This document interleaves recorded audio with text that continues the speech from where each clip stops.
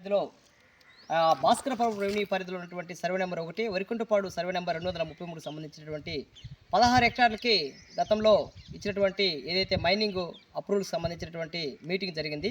ఆ రోజు నుంచి ఈ రోజు వరకు కూడా అధికారులకి మేము అడిగినటువంటి ప్రతి సమాచారాన్ని కూడా వాళ్ళు దాపెట్టి తప్పుడు సమాచారం ఇవ్వడం జరుగుతూ ఉంది. 2018లో ఇచ్చినటువంటి సర్పంచ్ తీర్మానం కావచ్చు, 2019లో ఇచ్చినటువంటి ఎన్ఓసి ఎంఆర్ఓ ఇచ్చిన ఎన్ఓసి కావచ్చు, పూర్తిగా అవాస్తవాలతో కూడిందని మేము అందరం కూడా ఆర్టీఐ ద్వారా తెలుసుకోవడం జరిగింది. అదే సమాచారాన్ని గౌరవ ఏడీ మైన్స్ వారిని మేము వివరణ కోరగా, ఏడీ మైన్స్ వారు ఇచ్చినటువంటి తప్పుడు సమాచారాన్ని వారు ధృవీకరిస్తూ, ఇక్కడైతే మీరు రికార్డు చూసినట్లయితే ఆ వరికుంటపాడు గ్రామ పంచాయతీ ఉన్నటువంటి భాస్కరపురం రెవెన్యూ ఉన్నటువంటి జంగవరపల్లి హ్యాబ్లెట్లో జన సంచారం లేనట్టుగా 1.5 కిలోమీటర్ దూరంగా ఎటువంటి ఆవాసాలు లేనట్టుగా వాళ్ళు ఈ యొక్క రికార్డు ఇవ్వడం జరిగింది.